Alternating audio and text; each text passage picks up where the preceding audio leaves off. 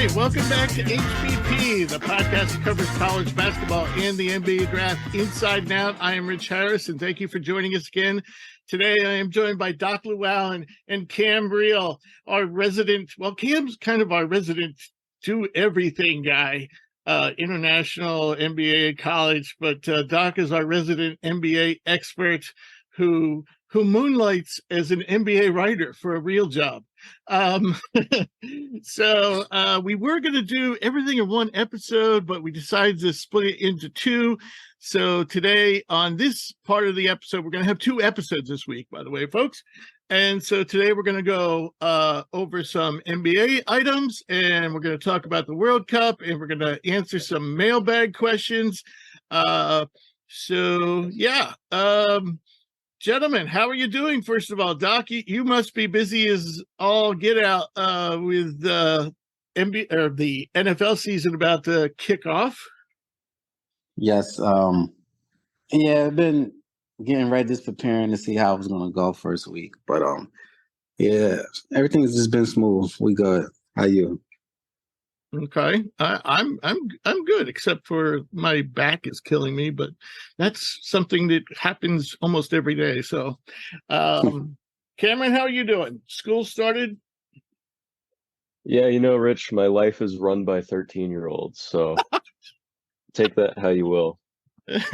Good, bad, ugly. Yeah, wait till you have kids. Then it's going to be run by one. Yeah, see, at least they're only person. 13 once. Huh? I'm stuck with them. Yeah, that's true. You know that's what I mean? True. Yeah, 13 is a tough age. It's kind of like the beginning of the very, very beginning of adulthood and tough age. All right, so we'll move on to the beginning of the NBA notebook. Ramona Shelburne? From ESPN, she had a really interesting story on the whole Harden thing. But did you guys see that story? I get a chance to read it, but I saw it. Okay. Yeah, I saw that she was talking about it. Right. So basically Harden, we thought that the Sixers were going to get in trouble again for making some kind of agreement with Harden because we couldn't figure out why he signed, the player option and didn't become a free agent unless he had some kind of expectations from the Sixers. But anyway, Harden was fined for his comments that he made in China that we talked about in the last episode. And apparently the NBA found no evidence of some kind of handshake agreement. Or if they did, they're not talking about it. So they haven't said a word about that. But they did find Harden. And in the meantime, this article comes out by Shelburne, and she says that basically Harden was expecting the Sixers to give him a long-term contract, but he lost all his leverage when the Rockets decided to go with Van Fleet.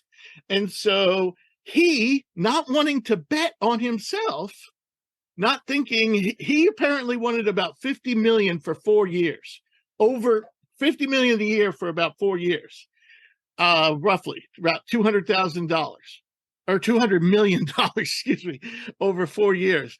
And that's what he was expecting from the Sixers, but not apparently. I mean, he didn't bet on himself, didn't go become a free agent. So he just took the $37 million this year. And now we have, and the reason why he's apparently pissed off at Daryl Morey is because Morey didn't want to get in any more trouble, lose any more draft picks, talking contracts before he was allowed to. Basically kind of ghosted Harden, and then Harden took that as a snub. And of course, in the article, by the way, Shelburne basically paints Harden as being a very touchy person who takes everything personal. She talked about him going partying in Miami, and that ran into problems with Doc Rivers. And he really wanted Doc Rivers gone because apparently Doc Rivers brought it up in a meeting about him partying in Miami.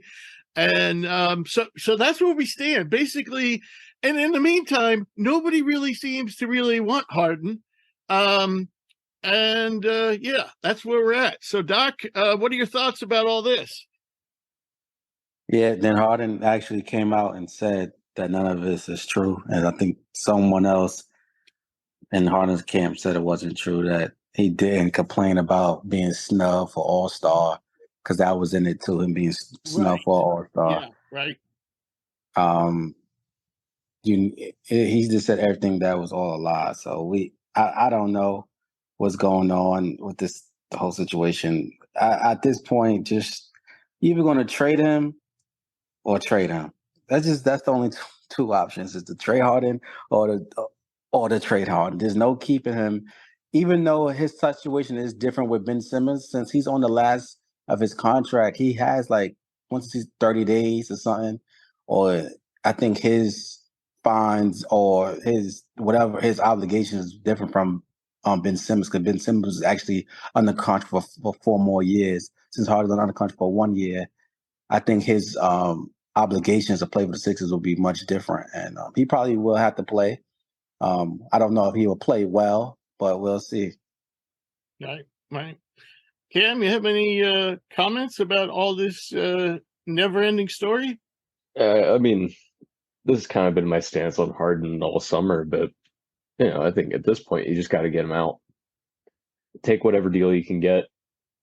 Doesn't really matter, what team takes him. Right? I mean, if it's a Clippers deal and you're not getting, any of their young prospects, that's fine with me. Give me Norman Powell and some other older contract, and I'll just reset, try it again.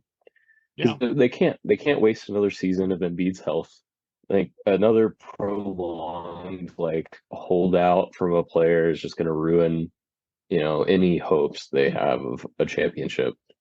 Not that those are overwhelmingly high odds to begin with, but I mean, you can just count them out from day one. If they've got Harden holding out, it's going to happen. Right. Yeah, I mean, to me, it's just get him out and start over. It's just that's been the MO basically in Philly. I would be ecstatic. I'd be ecstatic if the deal was Powell, Terrence Mann, and a first-round pick. I'd be ecstatic from the Sixers' point of view. And honestly, I think that's fair value for Harden at this point. I mean, Norm Powell's not like a all-star level, but he's not far from an all-star level. Especially if he had a larger role in his career.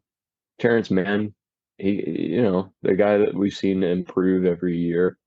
He already had, playoff moments in his young career, so why not take a chance on a guy like him? And, the Clippers, they're getting older. They got an injured core to begin with. If they're adding Harden to that, I mean, I like those picks. Give me any Clipper pick. Yep. All right. So the Lakers today, I believe, signed Christian Wood, power forward, center. And so now this gives them, I mean, we already liked what they did in the offseason. This gives them even more options in the front court. They have Vanderbilt, they have Hachimura, they have the kid from Texas who hasn't really panned out, the tall center, shot blocker, what's his name? Jackson Hayes. And of course they already have Anthony Davis. So this gives them all kinds of options in the front court for an already great offseason for them. The move was great. I know when you get the guy like Christian Wood for $2 million, that's a great move. I wish the Sixers could do that, but instead the Sixers signed Danny Green. So right. So it's just amazing how I saw something like, people when you talk about how people don't go to big teams, like big market teams anymore. I just don't believe in that. I think guys get drafted to low market teams, of course, and then later on they go to the big teams. The big market teams always get their way. And it's crazy because I'm going off topic with the Sixers, but the Sixers is kind of like a big market if you really think about it. I think they're top 4. They don't get nobody. And you know why? Because it starts with the owner. And it's just they don't pursue anybody. I don't know what's going on. I don't know who they think is good and who they not think is. I don't understand the sign of Danny Green. So I see Christian Wood get $2 million. That's no money. We could have gave Christian Wood the minimum I'll take Christian Wood right now for $5 million. Yeah. I don't see if we got Paul Reed and Mo Bamba. I'm still taking Christian Wood if it's a bargain. Right. But it just crazy how the Lakers get Christian Wood for $2 million. They teams are stacked already. They had a great offseason, and they still get Christian Wood. I just had to vent real quick. I just don't understand. No, why people got Danny Green. I am totally with you there, because the one thing that stands out to me on the Sixers roster right now, as it stands, even if you had a good an all-in James Harden, is they need somebody with size beside Tobias Harris who can shoot, and somebody who can play the 5 and the 4 who can shoot. And they don't have anyone. Wood would have been that guy, and the Lakers get him, and the Lakers don't even really need him. And I don't even know where Wood is going to play at. And he's going to play, but he's not going to be a big like how he was on other teams like the Rockets. No, he's probably going to get 15, 20 minutes a game. Yeah, he's not going to do that. And the other thing I would say is this with the Sixers. Sixers is the most unathletic team in the last 10 years. They have nobody that's athletic. The most athletic person they got is probably Tyrese Maxey. Right. And then these guys go out and sign Danny Green. I thought Danny Green was retired. It's one more guy left. What's his name? Oubre. I don't think he'll sign only because it's his management. I don't know if his management is too fond of the Sixers, but other than that, that's the only person left, and that'd be a big help for the Sixers. But it's just bad, man. I don't understand how the Lakers could get someone like Christian Wood for $2 million, man. I just don't understand it. Yeah, Cam, I don't understand why the market wasn't a little bit bigger for him. I mean, as a starter, you can have your issues with Christian Wood as a player, his lack of defensive ability, lack of rebounding.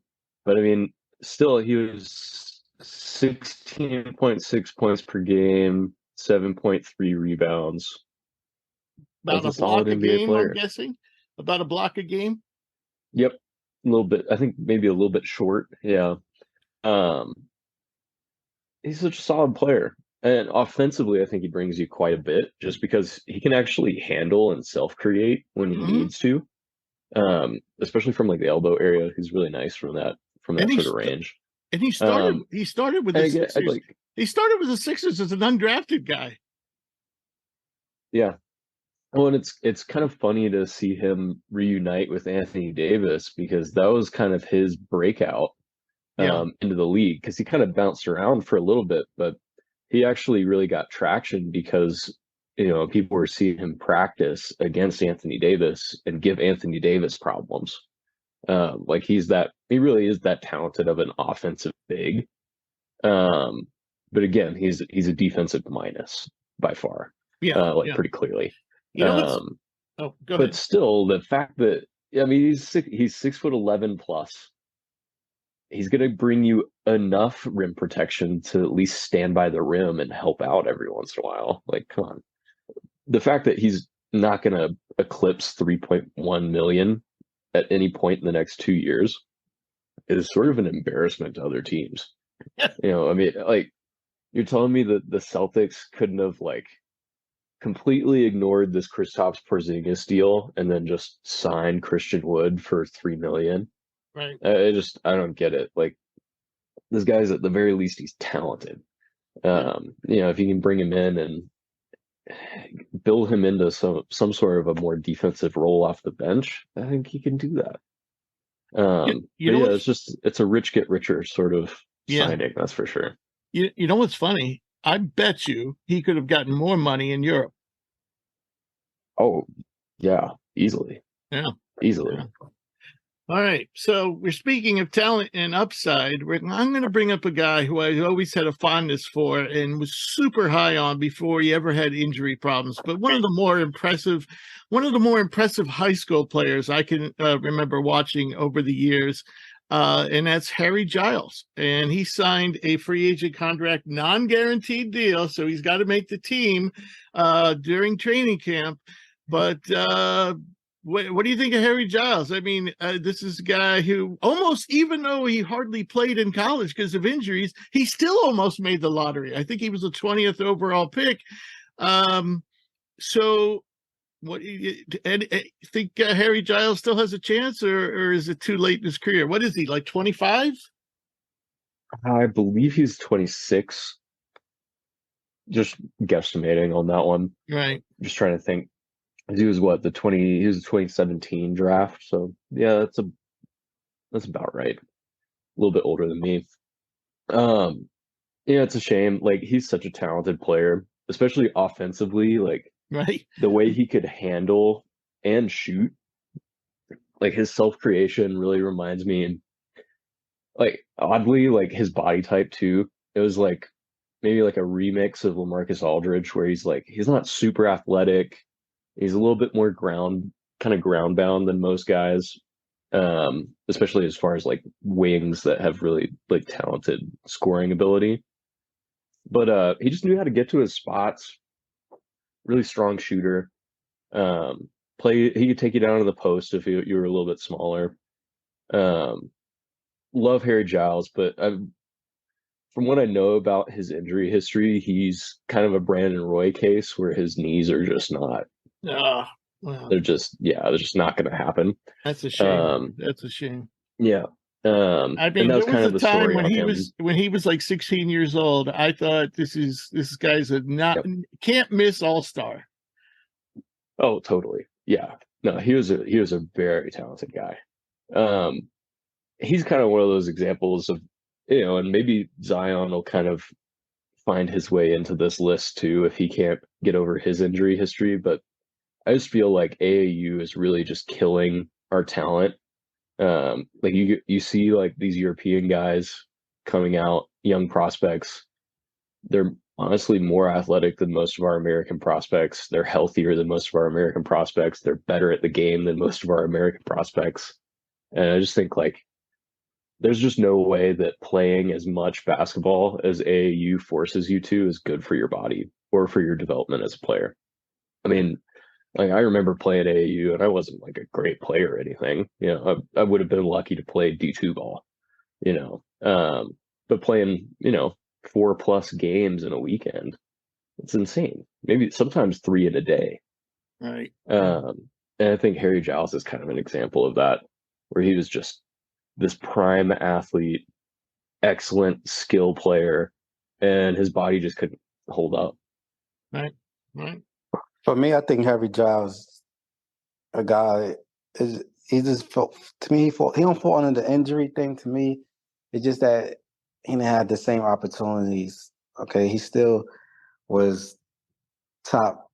Out of high school, he was the top guy, like number one. And then when he came into the NBA draft, all the articles came out. It was like he didn't have no good media behind him. So once he got drafted, nobody rated him as, okay, he got injury problems, but let me stick with him. Like Zion, Zion had injury problems and still does. I mean, but people still stuck by him because they felt like he was a big talent. But I feel like Giles he fell under that, okay, you got injured, now you're done. We're not sticking by you. I think even Jabari Parker had that. Like even Jabari Parker, when he got injured, they still stuck by him. They still thought the potential was still there. Giles never had that. That's what I said. It's all about where you get drafted at sometimes and which team believes in your skill set, And nobody believed that he was even a starter or even maybe like a sixth man. Once he got in, they just stopped believing him. So once that happened, you get labeled that, and then you're done. The NBA is all about, if they feel like, once you get a stigma, it's all about first impressions. If they give you or they base you off potential, you're gonna last long. If you don't, you out of there real fast. No matter if your talent good. A guy like Cam Reddish could be a star, but he's not a star now. It's over. His confidence is ruined early. He got drafted by the wrong team, and now his career is not gonna pan out the way it probably could have. It happens with a lot of guys. And I think Giles is one of those. It's not like the talent's not there. There's a lot of talented people in the NBA, but it's all about what option the coach you get drafted to, how they like you. And then after those first 2 years is over, It's hard to reclaim that and come back on top. I think we're seeing, some of that, what you talk about the NBA kind of makes up their mind and they never go back and revisit it. And you can see that with what we're watching in the World Cup. So many of these guys had a cup of coffee in the NBA, maybe even more.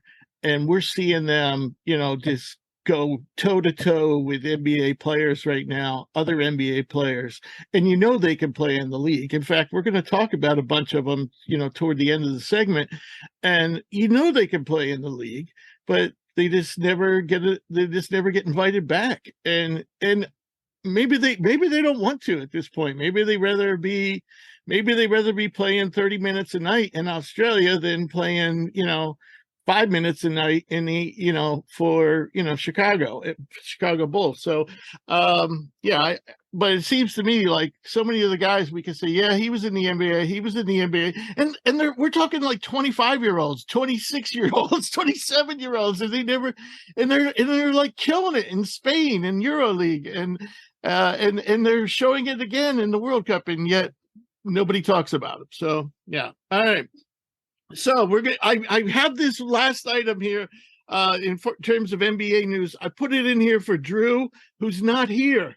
Okay, and I know Doc doesn't like this guy, but the Bucks officially, right after the draft, they apparently were going to sign Drew Timme. We all thought it was going to be a two-way contract, but it turns out they eventually signed him to a Exhibit 10 deal, which means what he's guaranteed basically at this point pretty much is going to the G League this year and nothing else. And actually, the Bucks could use another big, but I guess they don't think it's going to be Drew Timme because their two-way spots are all filled up. So we don't have Drew to say how great Drew Timme is. So anybody else have a reaction here?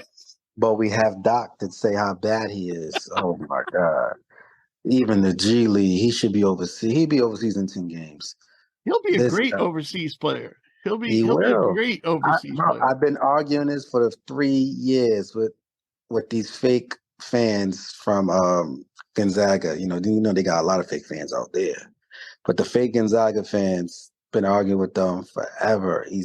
He let him go international, let him kill over there. He's not an NBA player.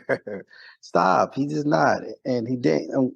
I'm happy for him that he will be on a G League for 10 games and overseas next. So I think if he wants to hang out in the G League and make $40,000 a year, he's more than welcome to it. But I think he could go over and play for a team like Real Madrid or Barca and probably make a few $1 million a year and get 25 minutes a night and be a star player. No, that's what I'm saying. Like, he's gonna play 10 games and hopefully he says, I'm out of here and go make more money. There's no point you're still young, go make your money and then come back to the States a millionaire or whatever. It doesn't matter. Yeah, right. There's no point in wasting your time he's gonna be a solidified. Your dreams of the NBA is over. Just go play your 10 games, get reality that you're not getting caught up, and then go overseas, man. There's nothing wrong with playing overseas. No, I don't know, man. If Mason Plumlee can make it in the league, I feel like Drew Timme can make it. Mason Plumlee's like light years more athletic than Drew Timme. You're like, come on. He is, but that's not necessarily what Plumlee does on the court that kind of keeps him in the game. He's really more of like a high IQ guy. Well, he's also a high effort guy. Yeah, he's a high motor guy. I would say that Timme's a high motor guy. It's just not necessarily first defensive. of all, Plumlee can protect the rim. Timme can't. I mean, Plumlee's not like a great rim protector. No, he's not a great. But Timme, I know he's serviceable. That's what Plumlee is to teams. He's a serviceable backup big who can do some short roll passing. I think Timme can do that. Yeah, but he can't block. He can't block shots. He's not a great rebounder, and he can't shoot. Yeah. I think he's not even a great foul shooter.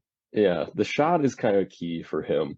I think if he can develop that part of his game, he can stick around because teams are going to start to value more skill players. He's a skill player.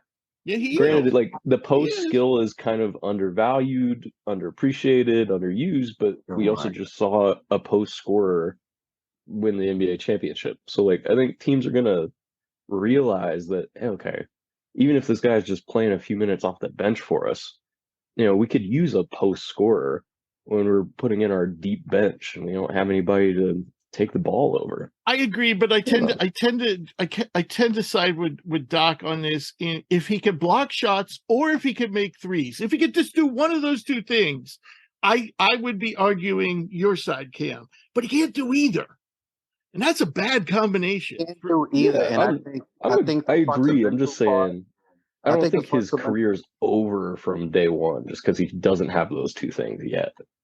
I think the shot is probably more that's likely the other to thing. come He's around. been around forever, so if he doesn't have him now, is he going to have him later? He definitely will never be a shot blocker, but he could turn into a shooter. We've seen that. We saw that with Al Horford, and we've seen it with a number of guys. Brook Lopez. He could be serviceable enough defensively to get by without being a shot blocker. I think of the number of centers that we have in the league, and guys that you would consider on the upper half of the league's centers, a lot of them aren't shot blockers. Valanciunas isn't a shot blocker. Vucevic isn't a shot blocker.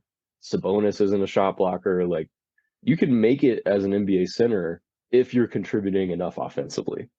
Okay. Right. Or you're just strong enough positionally, right, in terms of rotations. I'll tell you what, though. I mean, Sabonis is a better defender and a much better rebounder. Yes. Okay. Sabonis is probably one of the 3 best rebounders in the NBA, though. Right. I appreciate skill in players, and I appreciate the love of the game.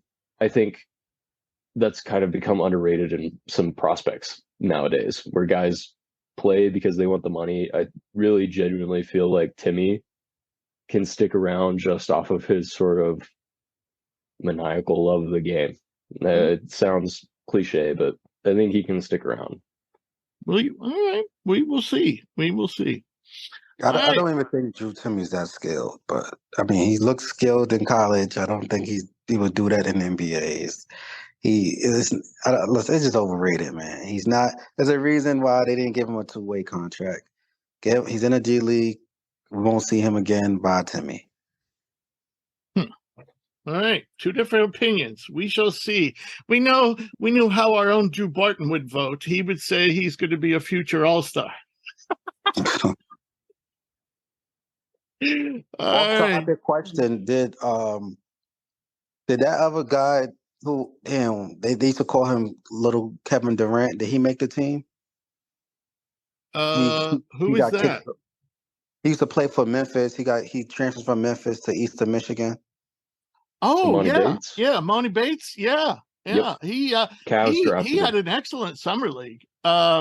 He looks like he's going to be ultimately going to be like a 6-man type, come in and be a microwave off the bench. But the interesting thing about summer league was we saw Monty Bates play some defense and hustle. That's not something we're used to seeing from Monty Bates. He might take Max Strus's job. He could. And Max Strus just got a fat contract. Oh, yeah. But I wouldn't be shocked if Bates is the starter. Probably too fat. That we will see in our upcoming offseason grades comments about Max getting a little too much money, we think. All right, so let's move on to the World Cup, which is, if you haven't been watching, man, you've missed some of the best basketball. It's just been fantastic during a time where there's not much basketball going on, but man, we're seeing top-notch basketball being played. Today, there was a fantastic game in the Elite 8, and that was Germany and Latvia. But I just want to say, I'm really, really proud of how we did in terms of our predictions. We had 15 of the Sweet 16 correct, and we had them all in the right order. So who we picked as the first team, I'm talking collectively with Drew, Cam, and myself, we all put our thoughts together. And who we had winning each group and finishing second, we had that all right for 15 teams. We had 8 of the Elite 8. The 3 surprises were Italy, over the Dominican Republic, Slovenia over Australia, though Cam liked Slovenia better than Australia, and Latvia over France, which was the big surprise in this tournament. So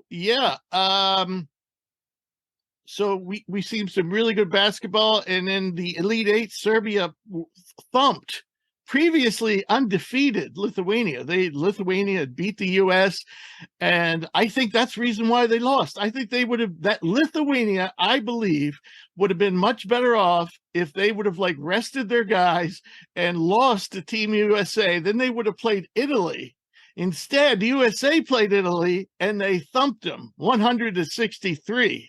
Lithuania just came out flat in what I thought was going to be a nail biter against Serbia, and they lost by 19. And they had been previously undefeated. By the way, I want to make a comment about World Cup at the end about Lithuania being undefeated and being out. So then today, Germany was in a back and forth game with Latvia. Latvia had a chance. Davis Bertans had the final shot for the win, and he missed. So Latvia prevailed 81-79. By the way, Bertans wasn't missing anything up until that point. Latvia, by the way, was handicapped by not having KP and Bertans' brother, who is a sharpshooter. He's a guard, and he was off to a red hot start. So Latvia, if they make the Olympics, watch out for that team. And lastly, Canada and Slovenia was good for the first 20 minutes. I believe it was tied at halftime or close, and then Canada pulled away. Luka got into it with the refs.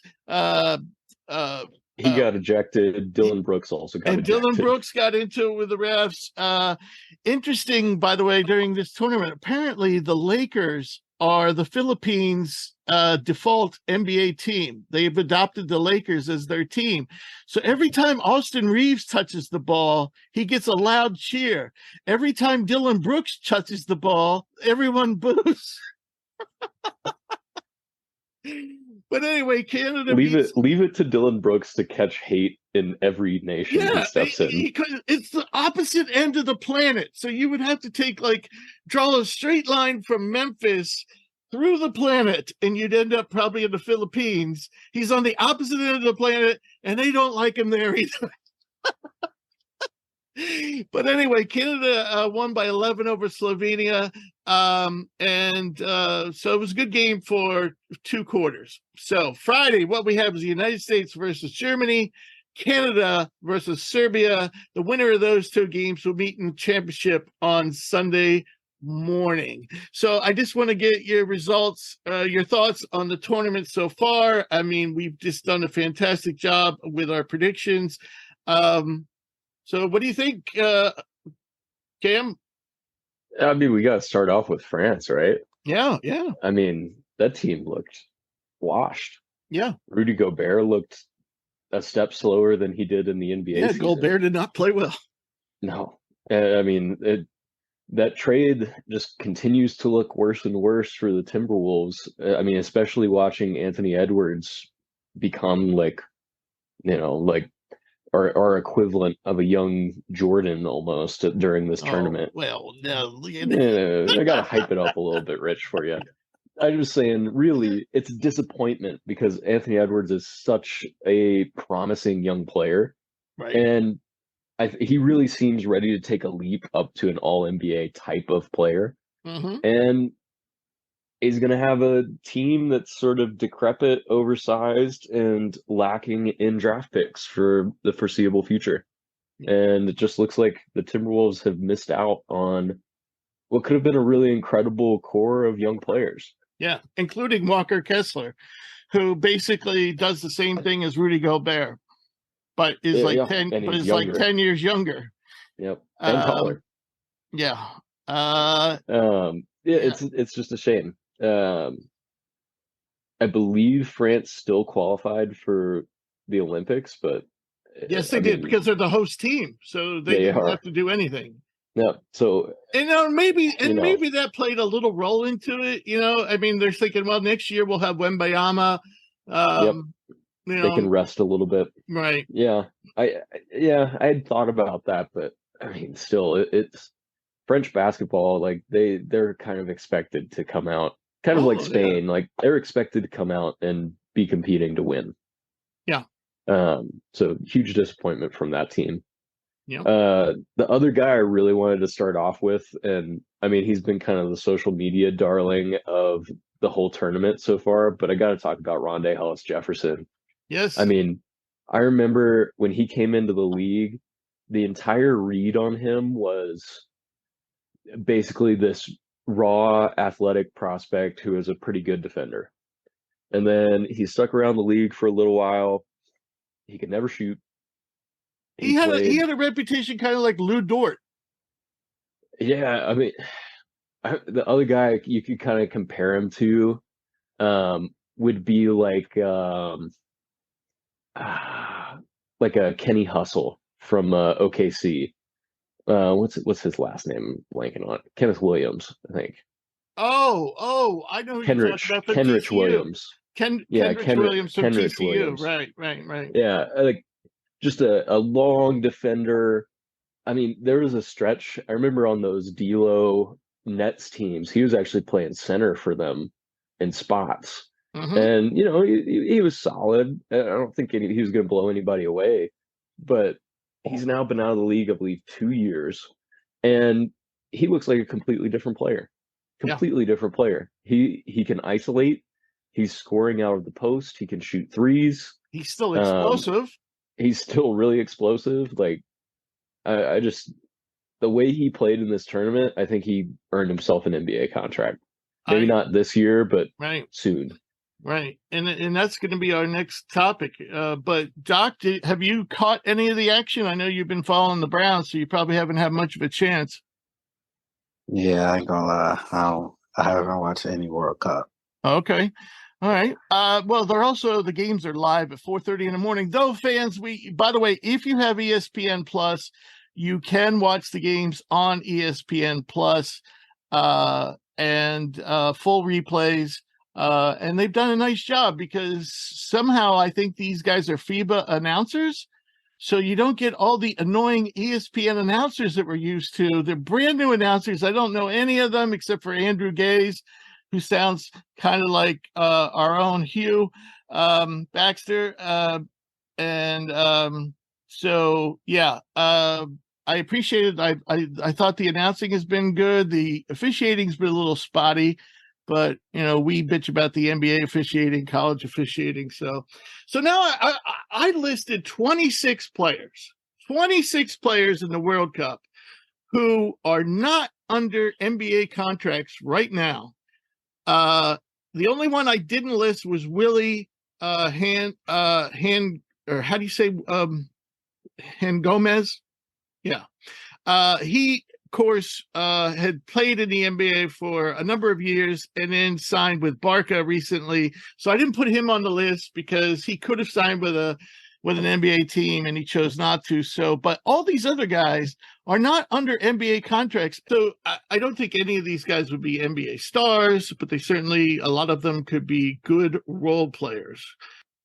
Here's the other thing I want to say about this list is that during our World Cup preview, we mentioned, I believe, just about everyone on this list of saying, you should watch for this guy. You should watch for this guy.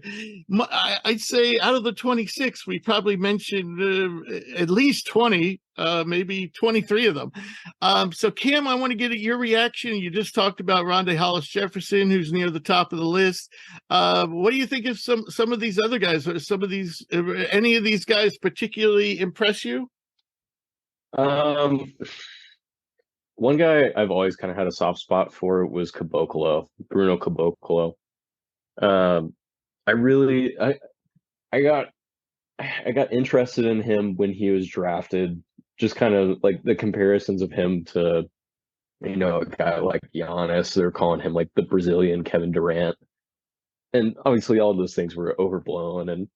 But I think he's always had a lot of potential in my mind to become something a little bit different. I really he kind of went through a physical transformation, kind of like Giannis, where he came into the league very, very skinny, very, very young, grew into his frame a little bit, especially when he took a contract in Memphis.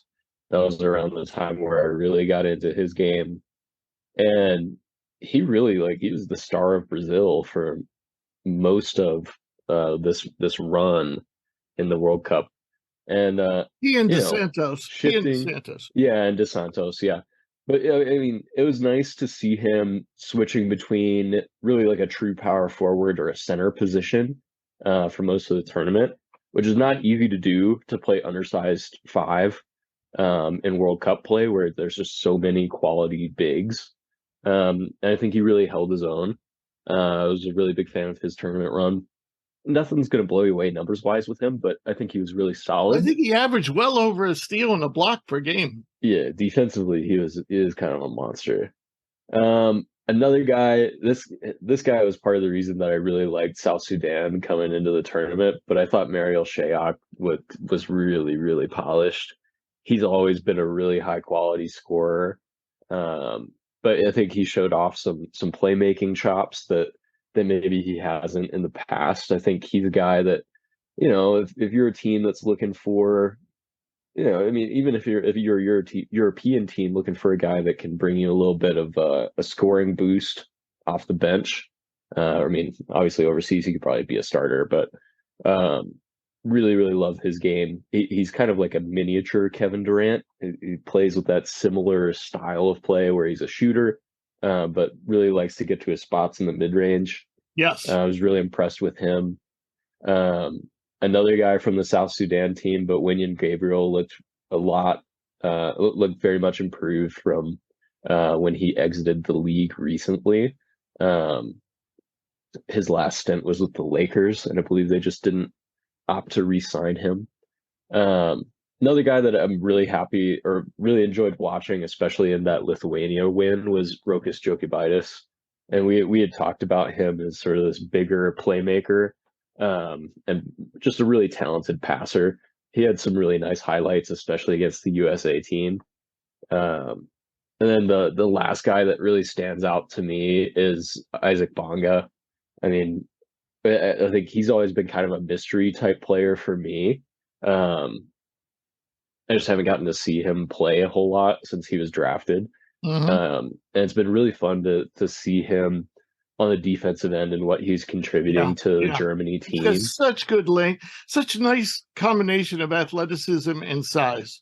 Yeah. If you haven't gotten a chance to watch him, you could definitely compare him to kind of what like a Jeremy Sohan brings to the table, where he's about 6'8", 6'9", but pretty athletic, pretty long. I would say he's probably a better ball handler. I mean, I think in a pinch, Bonga can play point guard for you. Maybe. I think that was kind of the billing on him too, is that he was a tall point guard coming into the draft. Right. I believe he was also a 2017 guy. Am I making that up? No, that sounds about right. Maybe. Yeah, he's been bouncing around for a while, and I'd really like to see him finally make the hop over the ocean to the league. I think it's about time for him. How about you, though, Rich? Any guys? Well, the three players I think impressed me the most were all little guards. Would be Rokas Jokubaitis of Lithuania, Arturs Zagars of Latvia, and Andres Feliz of the Dominican Republic. All those guys are probably between 6'3" or 6'2" and 6'4" in that range. All shot really, really well. Jokubaitis probably was the best floor general of the three. Feliz played a lot of off guard, and he has been doing that a lot throughout his career, but he can play point guard. And Zagars really played great. I mean, arguably the best player on that surprise Latvia team, showing the ability to not only knock down threes, but also drive to the basket and make plays for others. Of course, Usman Garuba didn't play in kind of a crowded front court. He didn't play a ton for Spain. But his athleticism, his ability to defend, if this guy could just throw just shoot, somewhat better, I think he's definitely an NBA, a regular rotation player, because he has the athleticism, has the size, has the defensive ability. Another guy, and I talked about a lot last week, was Tadas Sedekerskis of Lithuania. This guy is kind of a Swiss Army knife, could do a little bit for you, but he's got really nice size, 6'8", 6'9", wing. But he can play inside, he can play outside, and he can defend multiple positions. He's not a bad shooter, but he's not a great shooter. But I just think he's the type of guy, definitely could be a valuable, member of your second unit, in terms of, playing good defense and being versatile on the defensive end. So what I'll do is I'll just read down this list, and interestingly enough, one more other guy I want to mention, is Josh Hawkinson of Japan. I had never heard of Josh Hawkinson because he was after my time, or before my time in terms of covering basketball. But apparently he's the all-time leading rebounder at Washington State. And oh my God, does this guy grab the boards? He's just a monster on the boards. He was like the only, one of the few Japanese players that actually had any size, and he just gobbled up board after board after board. He can knock down a shot. He's not a great 3-point shooter, but he can stretch the floor. I have him toward the bottom of the list because he's somewhat limited, in terms of athleticism and stuff. But man, if you need a rebounder and a guy give you some backup minutes, whew. So I'll go through the whole list just for everybody, but I won't expand on anybody else. But and I kind of listed them from my favorites to kind of best to worst. But so Jokubaitis, Cigars, Garuba, Feliz, Hollis Jefferson, Kabokolo, Wayne and Gabriel, Tadas Sedekerskis of Lithuania, Isaiah Bonga, Germany, Gene Montanaro of Dominican Republic, little point guard, Rodius Kurix. Am I getting that right? Because I know a lot of people used to say, is it Kurskis or Kur? I never got that right. He was actually Karooks. Okay, he was a lottery pick, wasn't he? Or no, I guess he was toward the end of the first round. Mm-hmm. Yeah. Iggy Brazdakis, Lithuania, Nikola Malutnov. I got that right? Rich, I need this to just be like a blooper reel at the end of the episode. We can do that. Rich reading off a bunch of European names. I know. How do you say his name? I've heard it 1,000 times. Huh? Nikola Milutnov. Yeah. Okay, Milutnov, the center from Serbia. He is actually, somebody owns his draft rights. I believe the Nets do. Marko Guduric, who played for Memphis one season. He's a wing for Serbia. Mariel Shayak of Sudan. Vanja Marinovic from Serbia, a wing, good shooter. Sixers owned his draft rights at one point. George Papagiannis, a center from Greece, who was a former lottery pick. Duop Riehl, center from Australia. Amari Spellman, former Villanova star, was a center for Lebanon. Oh boy. We're just gonna say G Ubaselli, power forward for France. He played, I got that name right? Anywhere close? I know he played for the Celtics for a couple of years. You got Yabusele right. Right. And I love that you gave up on Gershon. Yeah, I'm not. How do you say it? Is Gershon? Gershon. Yeah. All right. So he played for the Celtics a couple of years. He's kind of an all offensive guy, and actually, guy's huge, but he plays so much smaller than his size. He's not a good rebounder. He's not a good shot blocker, but he's a good shooter. And he's a big guy, a huge guy. I've always liked him. Yeah, I had a soft spot for him, and like there was like a run of Boston forwards. It was like Jared Sullinger, Brandon Bass, yeah, Big Baby, Glenn Davis. yeah, Like just like these chunky power forwards that were all that's what pretty he skilled. is. He's about 6'8", 260. Then we have little Tremont Waters, point guard, Puerto Rico. And I'm probably just going to screw this name up. Zhu Kui? No?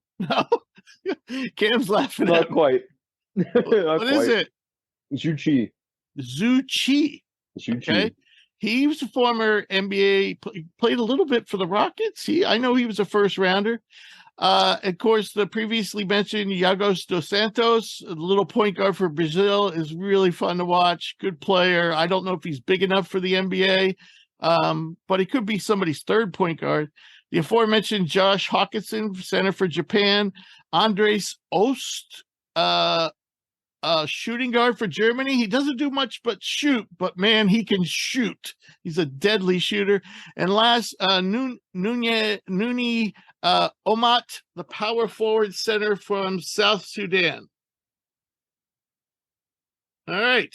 So now, my one suggestion before we get to our World Cup predictions was, I really think once they get down to the Elite Eight, they should have double elimination. Because if the U.S. wins it all, Lithuania is going to be saying, we beat them. We only have one loss. They only have one loss. And when we played them head-to-head, we beat them. I really think they should have double elimination. Yeah, I always felt this way. This is a deep cut, but I always felt this way about the World Series of baseball in college, where it's like you get past the super regionals and then you just lose once and you're out. Like, no, you just beat half the country. Like, right. And you're gonna lose your one shot at making it to the big dance of college baseball just off of one game, basically. Yeah, I mean the whole idea is this thing is to figure out who the best team in the world is, and we won't have the answer if the United States wins it all, because Lithuania had one loss, and the United States has one loss, and the same thing could happen to Germany. I mean, Germany, has yet to lose. They're the only team left that's undefeated, and if they lose on Friday, they're done. Yep. All right. I mean, that being said, though, if we're getting into those predictions, I mean, if there's one team that maybe if there's two teams that we would say have a nice advantage or a favorable matchup with the U.S., it'd be Germany and Canada. So, I mean, these are going to be the two biggest tests that the U.S. has had, and I mean, they did not look good against Latvia. Lithuania. They did not look good against that team. Right. Regardless, it seemed like Team USA was kind of playing some of their bench guys a little bit more. I know Kessler got a ton of minutes in that game, and has been getting a ton of minutes generally. And you got to think that, maybe the U.S. team is holding back some of the horses just for this last stretch. Yeah, Lithuania's been playing great basketball. Lithuania killed them on the boards. And that was what we discussed as kind of being this Team USA's weakness, is like, like the best true center type prospect on the team is Jaren Jackson, and he doesn't even play center in the NBA. So right, and he's been getting regularly into foul trouble, as he did against Lithuania, which is classic. Yeah, which he just does naturally. But I mean, the only true center on the roster is, coming off of his rookie season. Kessler, right? It's Walker Kessler. He's the only true center on the roster. Right. I mean, Bobby Portis can give you a couple minutes at center if he needs to. I mean, that was what was killing them too. They didn't have enough size. I mean, Austin Reeves was getting back down in the post by Sotakarskas. And I mean, honestly, getting sunned by him. And I mean, also that's Brazdeikis. matchup. Huh? Yeah, Iggy was getting him too. Yeah, Yeah. Iggy was getting him too. Yep. Yeah, I mean, the size that Germany has, especially on the wing, is going to present some issues for Team USA. Yeah, because they have guards. Do They I have think guys who can Germany play would be guards like favored? Bonga and Franz Wagner, who are like 6'8". Yeah, and then throw in Dennis Schroeder, who I think he still has the highest scoring game of the tournament thus far. Yeah, Schroeder had been playing He's been playing great this basketball. last game against Latvia. He had been playing lights out. I think Schroeder was in the running for MVP. I mean, I think right now he, Shea, Anthony Edwards are probably been the three best players in the tournament. Yep, I would agree with that. All right. So who you got on Friday? Probably fourth from Luka. Yeah. Oh, I forgot about Luka. Who you got on Friday? United States, Germany, Canada versus Serbia. Gosh, it's hard. I think lifted almost solely because they have Shea, and I think you get down to a stretch run. I'll take the scoring and passing upside of having a player as talented as Shea over just sort of like the general attack that Serbia has. Mm-hmm. That being said, I feel like if Serbia really gets going and they can impose themselves physically, they can really make it a good game. But I think Canada just has a little too much talent, especially with Brooks kind of mixing it up. I saw that Zoran Dragic was talking after the game about how he's dirty. It's like, well, I mean, that guy never drives the ball without a push off. I mean, he pushes off. No, he doesn't. On every drive. Every drive he pushes off. Is it sad that there's a sick part of me that enjoys it too? I kind of like players like Brooks, where it's just like, dude, I'll pay you $10 million just to like make the other team angry. You know what I mean? I think Canada's taking this one. I'm taking the Brooks squad.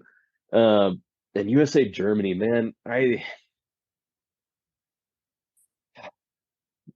part of me feels like the Lithuania loss was kind of one of those games where the USA is just resting. But at the same time, Germany's been playing incredible basketball, and I feel like we haven't even seen a real Franz Wagner game yet. No, he's only played in two of their 4 games, or 2 of their 6 games. Yeah. I mean, he's been struggling with an ankle injury, but he looked good today. He did look good today. I really think Germany could get him.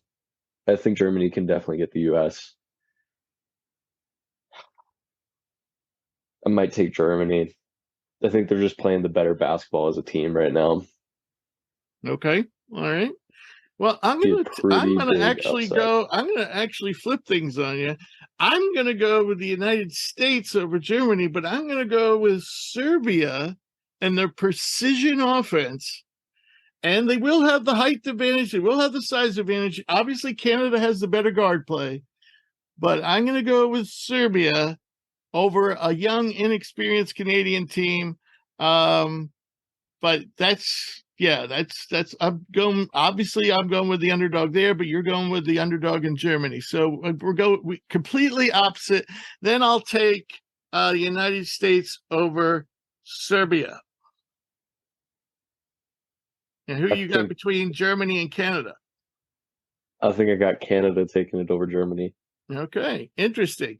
So you realize that probably whoever wins that Canada-Serbia game is going to win our little contest, because Drew's teams were knocked out. He had France and Australia, both somewhat disappointing results, especially for France.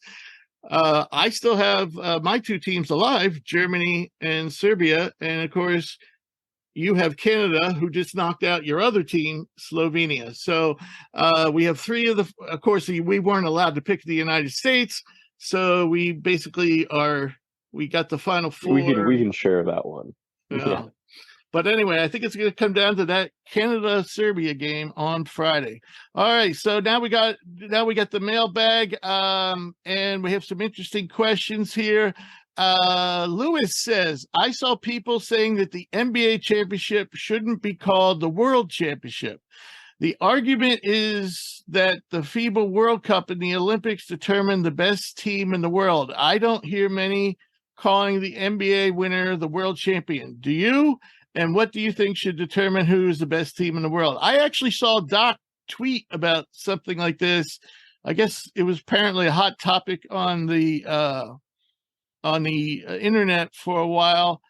Yeah, man. So this comment, it actually came from a U.S. sprinter. His name's LouAllen. He's pretty clearly the best sprinter in the world right now, in my opinion. Okay. And to me, it just feels a little bit naive as far as like, yes, in the world of sprinting, the Olympics is the world championship. In the world of basketball, the NBA is the world championship. The best players in the world play in the NBA, not in their home countries. And so in that way, to me, I think this is a kind of a ridiculous statement. Wow.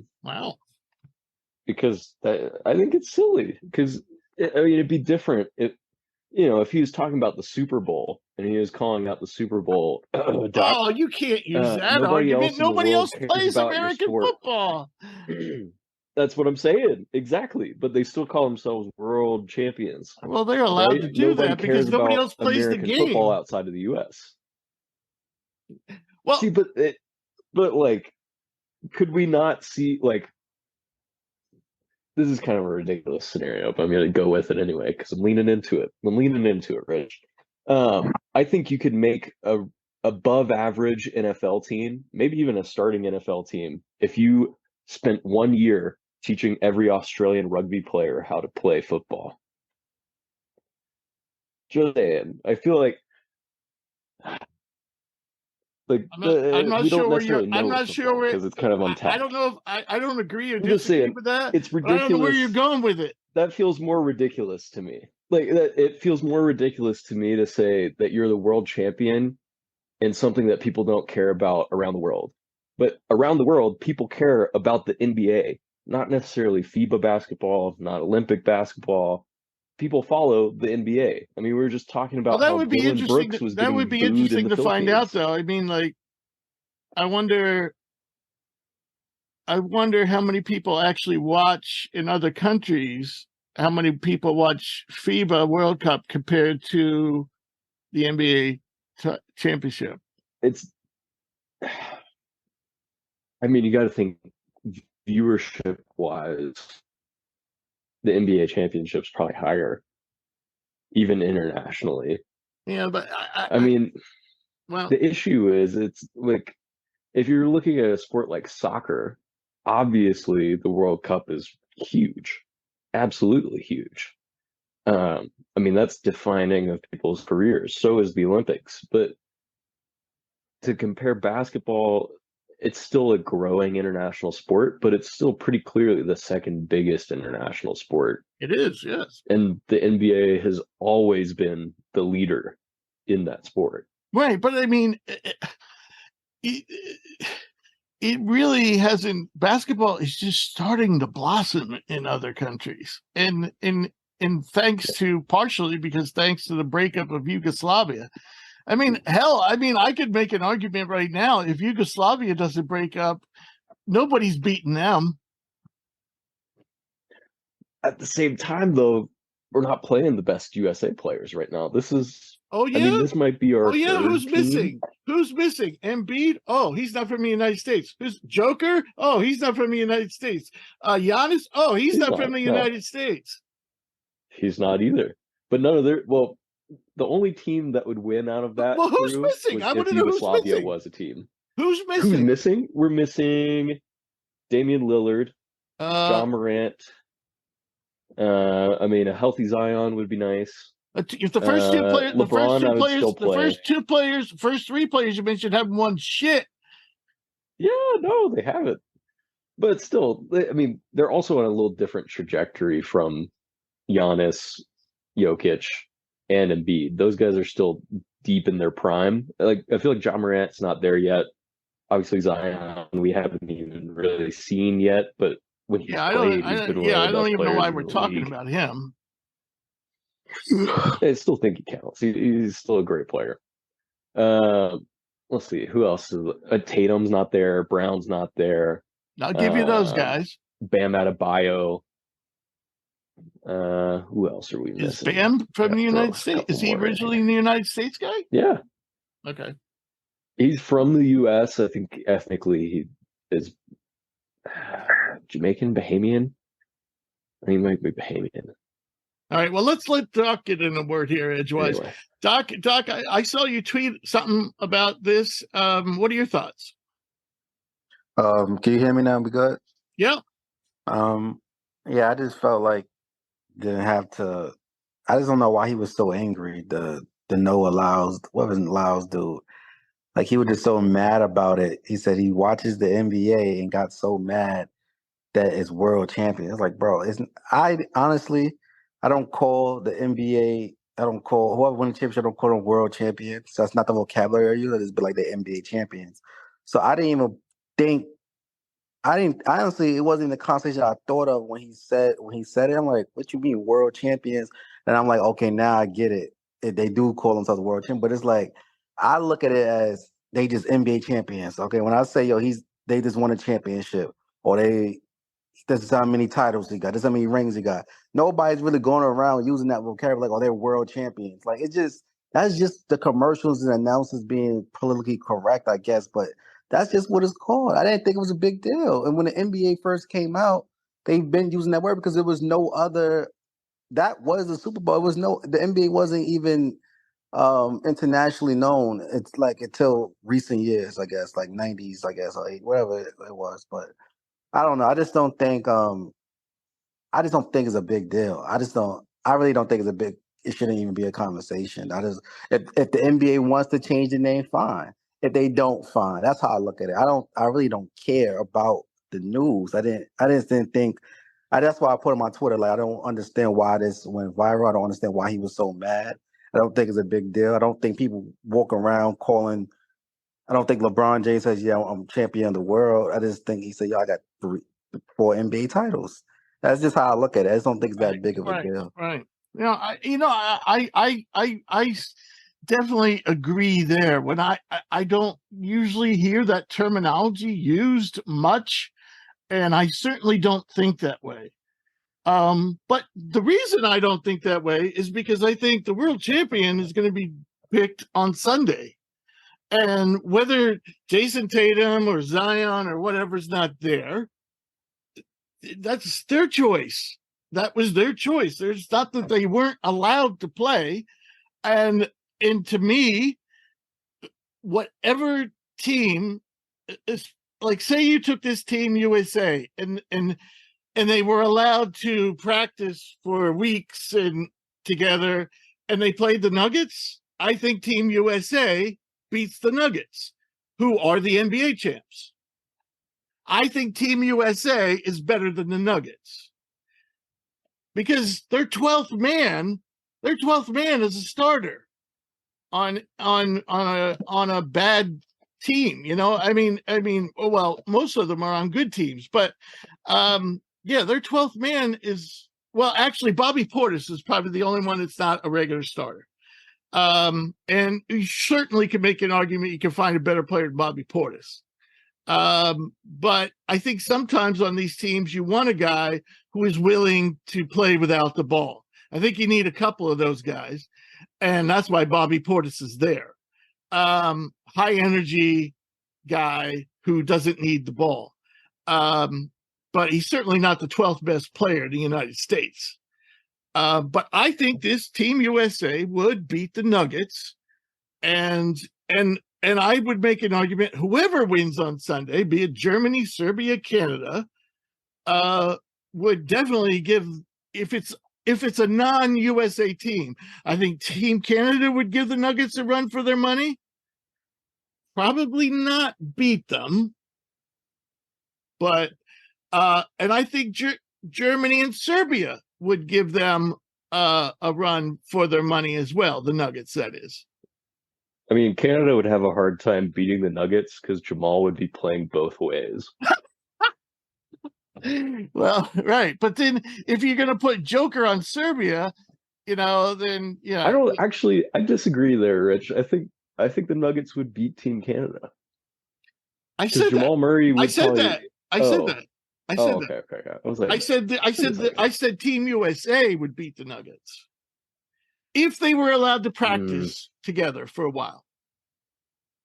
Yeah, maybe. Like if they were like a regular season NBA team, you put them in, I don't know, you take the Washington Wizards and put them in Spain and you replace them with Team USA, they would win the NBA title.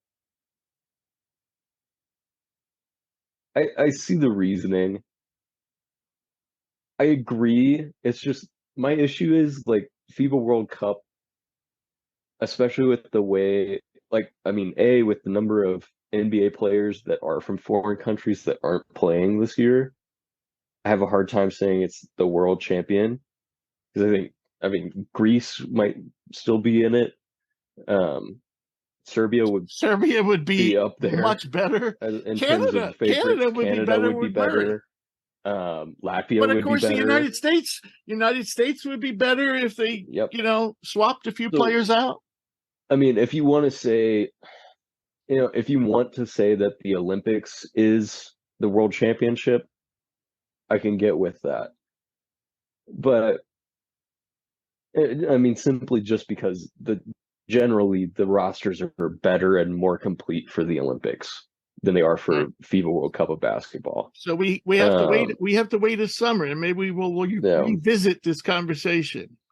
All right, let's move on to question number 2. Nick says, I saw a story by Forbes' Sean Devaney, who quoted an NBA exec. The quote was, I don't think anyone likes the idea of Dame coming in and forcing the Blazers' hand like this, forcing them to take a deal from a team that does not have the assets, the executive says. So he's referring to the Heat. That's a bad precedent, and it's one we are seeing too much of. But if Dame had not said Miami or nothing, where else was Portland really going to go for a deal? Maybe Brooklyn, but where else? That's not many teams that are going to give you a bunch of players and picks for a 33-year-old. I thought he was 34. A 33-year-old who can't stay healthy, has a giant contract sitting there. So now Nick, after the quote, says, I totally agree. I wouldn't give Portland more than 2 first-rounders and 1 good player for Lillard. That would be the max, in my opinion. So there's not a question here, but I guess he's asking us to comment on his thoughts, saying that Lillard isn't very tradable and isn't worth like the 3 or 4 first rounders that Portland's asking for, plus some players. I mean, the issue is like I feel like there's so many other teams that have a better offer and would still be maybe even a better fit than the Heat for Lillard. But the issue is, like, if this is the best that the Heat can offer, why should I outbid them? Right. Basically, like, why should I be the team that gives multiple firsts? Why should I be the team that gives away, the best young prospect? Like, if Portland's not willing to take this Heat offer, then I'm not gonna shell out a ton more than the Heat are able to give out. Maybe an extra first or an extra couple of seconds, or maybe I have a young prospect. What do you think about what Nick says here in his question? He says 2 first rounders and 1 good player for Lillard. So that would be number one issue is you can't make that work out with contracts.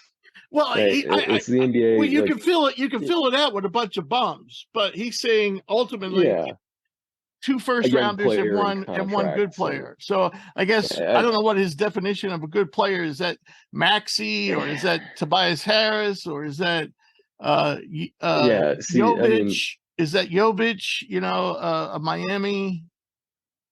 The Blazers want the Gobert deal And Right. the rest of the league now knows that you can't give the Gobert deal Well, Lillard's for going to be making 20 more somebody that's million a not worth year the than whole Rudy franchise. Gobert. Yeah. Next year he'll be making like 15 or 20 more million. Yeah.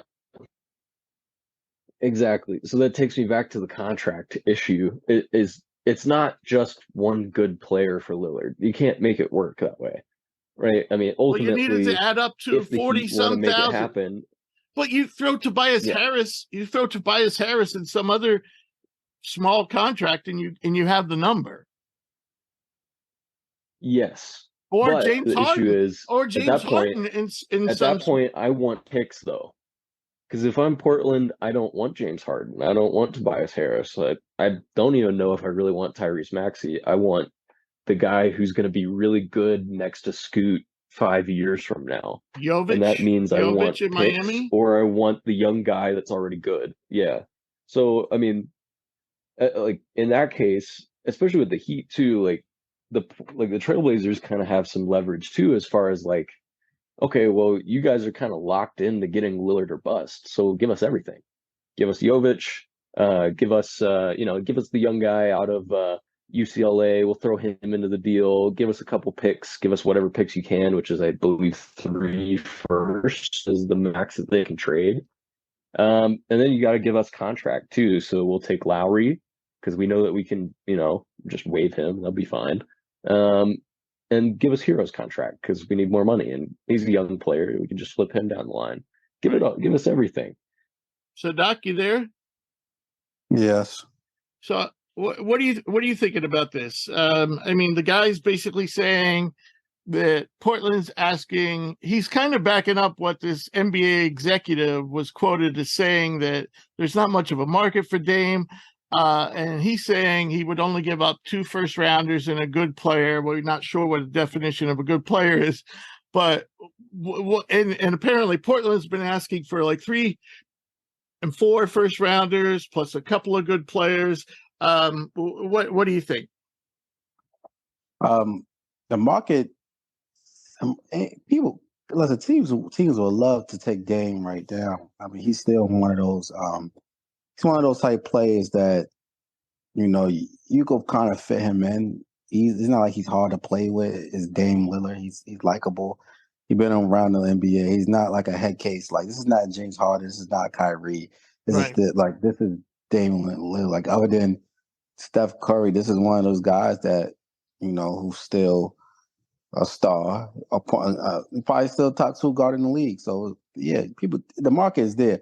The problem is that no one has the capital really to overpay for someone right now. That's the difference, and nobody wants to overpay. And I don't think owners now is being cheap because they see all these bad deals going on, and they want to wait and see they want to wait for a free agency to probably sign someone. Everybody think they can get someone free agency. People just don't want to overpay and be stuck. That's there's people, owners, and general managers fair right now. So it's not like the market's not. The market is definitely there. Now, about the 2 first-round picks and a good player. A good player can mean anything, definitely, like you guys said. But I mean, Portland should take whatever Portland should take that. That's still a good deal. My thing with Portland is this: you just drafted the young point guard who's supposed to be Dame's replacement. So it's like you guys are saying that you guys don't trust that guy, that he's gonna be the next Dame or the next star. It's like you kind of not trusting your young players. Shaden Sharp is gonna be good. You should want to get rid of Dame because you got so many young guys that's good. So it's like you're doing this for what? It's like they don't trust their young guys. They don't believe their young guys is going to be good, and that's not really sending a good message to them. If I was a young guys in the locker room, I'd be like, damn, you've already got us. Like, why are you worrying about Dame so much? Just trade him. And I think Miami offered a reasonable deal. I don't think Miami deal was showballing Blazers, especially since they got Shaden Sharp and the rookie they just drafted. So, I mean, listen, they get guys they could package Simons, and then maybe if they don't like Harry, they could package him and get somebody else. You just never know. But you got a lot of young guys on your team that could play basketball. And I don't know why they just prolong on this Dame situation. It's just you just feel like you're just being greedy and being assholes, I guess. Yeah, I hear you. You know, yeah, if Miami really did offer those 3 and first rounders, in Hero was part of the deal, and I think Jokic was part of the deal, and I think they were talking Lowry. Yeah, I mean, I don't think Portland's going to get much better, and the reason is because that contract is poison. I mean, it jumps up $15 to $20 million a year. He's going to be making over $60 million for the next 2 years after this year. That's insane for a guy who's 35, 36 years old. I don't know. I said it at the time when they signed him to that contract. I said, this contract's insane. I don't know what they're doing. They just sold their future or gave their future away. And so actually, I think another team who takes that contract off their hands actually, allows them to actually build a team. If they keep them, they're kind of stuck. I will say too, though, like, as far as like the Supermax nowadays, like teams have more options to get off of a contract than I think they ever have. I think like historically, if you screwed up in free agency and you took a guy for a deal that was just way too high, or say they had injury luck, or let's say like they just kind of fell out with a coach, whatever, it became really hard to get rid of the contract and you were truly stuck with it. But I think in today's league, like there's always going to be a team that's willing to take on a contract for a couple picks. Or there's a team that's willing to retool around a guy if it only means they have to move 40 million. Because odds are they probably have a contract that they don't love on their books either. I just don't. When it comes to basketball, like with the salary cap in the NBA, I feel like if the contract is your reason to say no, you should think twice about how good the player really is. Right? I think, like, to me, if we were talking about, I always make this comparison, and people kind of laugh at me because of Steph's like historic success as a team player. But I think individually, he and Lillard are not that dissimilar in terms of their play style, in terms of the way that they fit into a defense, in terms of the way that they can play off ball or on ball. I think they're very similar players. And, if you had the opportunity, if we were talking about Miami trading for Steph right now, similar contract, similar role, similar raise to their ceiling, in my mind.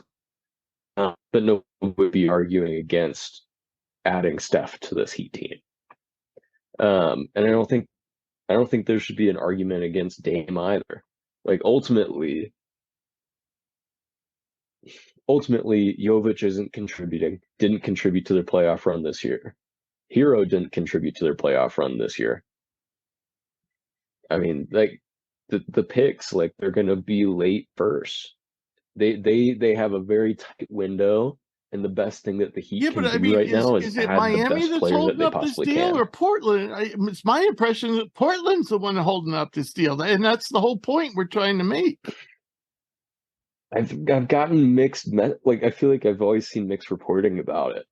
Like on one hand, it's like the Heat don't want to handcuff themselves and overdo it by moving too many picks or moving out multiple young players. It's almost like Pat Riley wants to have his cake and eat it too, right? Like, no, if you want the star player, you got to give me all of your assets at this point. That's how the game is played now. They just don't want to give too much of the assets. They don't mind 2 firsts and giving Duncan Robinson and Tyler here, but they're not about to trade 4 first-round picks. Why would they do this? They're not trying to do that. Well, we heard why would the Wolves do it? That right now it was 3 or 4 first rounders. But 3 is the max that they can move based on Stepien rules. And then they can move their recent draftees because they're under contract. Or they could trade Hero for another one and then put him in there. But okay. Well, here's what I'm thinking, and then we'll move on. But Miami should be thinking, all right, we made it to the NBA Finals last year. We did it without Jovic. We did it without Hero. We did it without Josh Richardson, who last time he was here had career years. We did it without Jaime Jaquez, our first round pick. So they got to think that they're better than last year. I mean, they lost Max Strus and they lost Gabe Vincent, but I think overall they probably gained more than they've lost. I don't know. I mean, I don't think maybe that's one of the reasons Miami, if Miami is the sticking point of this, maybe that's why. Maybe they're thinking we have a better team than we did last year already. Maybe they think they have enough. Yeah, I don't know. I think I agree. It's a stretch. It is. I mean, they weren't a good regular season team last year either. No. That was with Hero. They barely made the playoffs. Yeah. I don't want to say it's fluky that they made it to the finals, but I mean, the Heat are perennially a very good playoff team, but you can only make it so far leaning on undrafted guys at the end of the day. They were one loss away from not being in the playoffs because they lost the first play-in game. They did. Yeah. All right, we'll move on. And this question's suspicious. Didn't have a name. This was signed Mavs Fan. And he wrote, I remember when Doc said on the show that Luka wasn't a point guard and didn't make his teammates better. If that's so, how does this otherwise mediocre Slovenia, spelled Slovenia wrong, team keep overachieving in international competitions? Doc, someone to say I don't know. Euro basketball I don't watch Euro basketball. I know in the regular season he played point guard and they didn't make the playoffs. So, I mean, I thought if the NBA is the world champions, we're talking about the best of the best. Him against the best competition, he didn't make the playoffs. So that's my answer to you. I don't know about Slovenia. I don't know how good they're doing. I don't watch. Well, they just got eliminated FIBA. today. They just got eliminated today. So, there's your answer. The point guard didn't work. Well, here's the thing, and he does make a good point. Of all the teams in the Elite Eight, if you took away one player, Slovenia really was a mediocre bunch. They really don't have a lot of talent on that team. So, I mean, that's a very valid point. I mean, you take away Luka, and this team probably wouldn't have made it out of the first round. Does that make him a legit point guard, though, or does it just make that he's a great scorer? It's kind of like the James Harden effect when he was with Houston. I don't feel like those guys as point guards where they score first guys and then they kick it out or they find people based off their offense is so great and they able to find lobs to the basket or just shooters. I mean, I don't think that's how I look at it. I don't care. Like even with James Harden just now with the Sixers when he averaged 10 assists, it was cute. He averaged 10 assists as a number, but he wasn't really a great point guard when it came down to in the playoffs. You know, his scoring is what kept them in games, him scoring 42 and 40 again. But point guard, I mean, when I think of a point guard, it's more than just the stats wise. I mean, you could feel the leadership on the court. And Luka's not that. I think Luka's legit a two guard that somehow in this new day and age, he just looks like a point guard. Same thing with Steph. Steph is not a point guard to me. But hey, his position is point guard. Right. I will say, from watching that Slovenia team, because I watched probably just about all of their games, he definitely makes that team better. He draws the defense to them, and they get a lot of open looks from three. And that's the one good thing that team can do is really knock down their threes, even though they don't have one like second clear second best player on that team. Also, he really plays nicely together with Toby in the pick and roll, though Canada totally shut that down today. Cam, what are your thoughts? I feel like, I feel like the whole phrase positionless basketball just genuinely pisses me off because I think it's ridiculous. Like, there just really are positions in basketball. You need a big guy to protect the paint. You need generally a fast, quick guy that's willing to pass. Yeah, there are positions in basketball, but if you're looking at the skill set that Luka has, I think he's one of the most incredible passers I've ever seen. He is an excellent scorer with the ball in his hand, and he can produce at a very high level offensively. Is he a point guard? Absolutely not. By this argument, you could say that Larry Bird was a point guard. LeBron James was a point guard. Right. Nikola Jokic, he's a point guard because he's a really good passer. Right. I think it's silly. Does he initiate the offense all the time? Yes. Does that make him a point guard? No. He's not a point guard. Do you think he makes? Do you think he makes? Not necessarily on Dallas, but in Slovenia, do you think he makes his teammates better? Absolutely. Right. I mean, they would not have made it to. They wouldn't have made it out of group play if he wasn't playing. Right. I mean, they would have.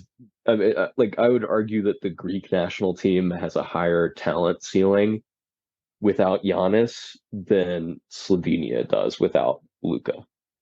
I don't think that that's a controversial take. You know why this question? What I would say, though, I think Luka would be a better player if he had the ball in his hands less. I've always felt this way.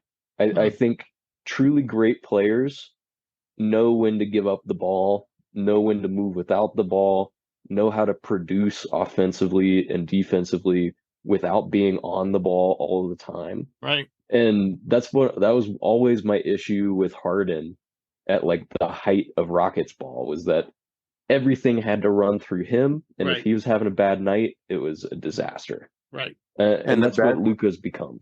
The best Harden we see is when Chris Paul first came 2017 before the injury. They played against Golden State. He got injured in game 6 or whatever. Or, no, he got injured game 5 and then played 6 and 7. Then the next season, they went right back to that hero Harden ball, and they did bad with Chris Paul. That's what happened. When Harden had Chris Paul on the team that first year, that was the best Rocket team. They could have won a championship. Chris Paul didn't get injured. That's exactly what happened. That's a point guard. Truly. Luka, best moments was when he got injured, and then Jalen Brunson had to take over, and they won like I think 2 games without Luka in the playoffs in the first round. I think they won the whole series without Luka. And then when he came back, they trusted Jalen Brunson playing more point guard. I think they went to the Western Conference Finals that year. Then they traded Brunson. Well, Brunson went to the Knicks after that. But they didn't make the playoffs without Brunson. Yep.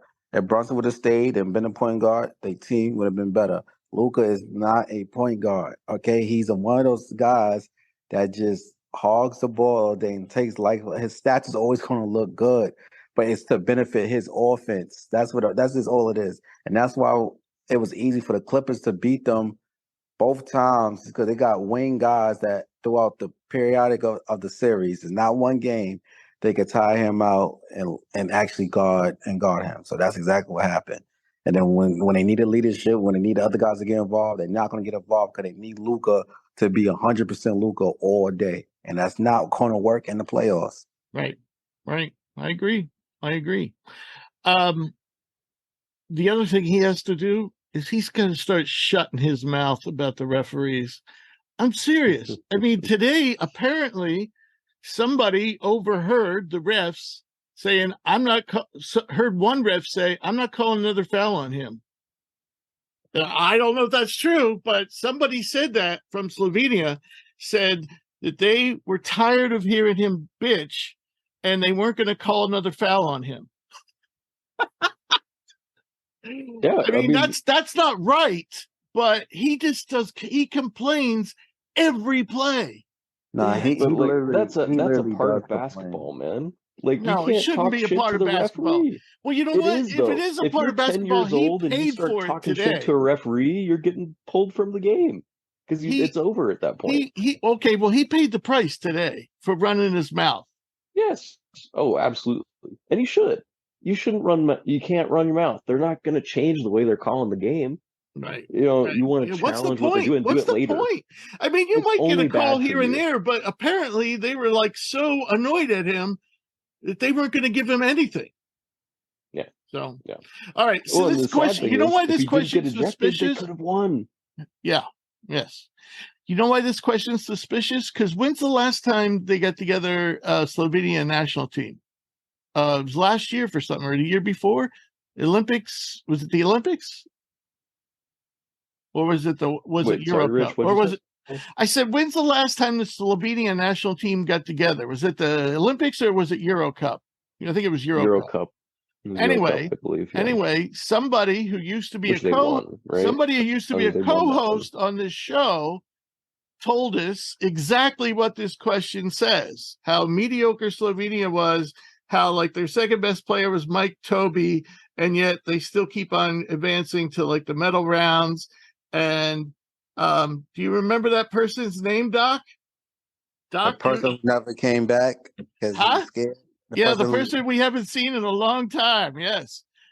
We haven't seen him in a long time, but I have a feeling I didn't recognize the email, but Mavs fan is kind of like a dead giveaway. Yeah, he knows. He should have not. Maybe it would have been a dead giveaway if he would have said Luka fan. No. All right. Well, thanks for the question, folks. And Maverick, thank you. Maverick, I'm glad to see that you're still listening to the show. If you'd like to send us a question, please email it to admin@hoopsprospects.com. We also take questions via social media on Twitter @hoopsprospects, on Instagram @thehoopsprospects, and on Facebook @Hoops Pros. And as always, I want to thank Cam and Doc for joining me to talk about the NBA. And we will be back probably a little over a week, and we'll probably do it all over again. And pretty soon, couple of weeks, training camp's going to be kicking in. So any final thoughts, gentlemen? All right. Well, good job, gentlemen. And we will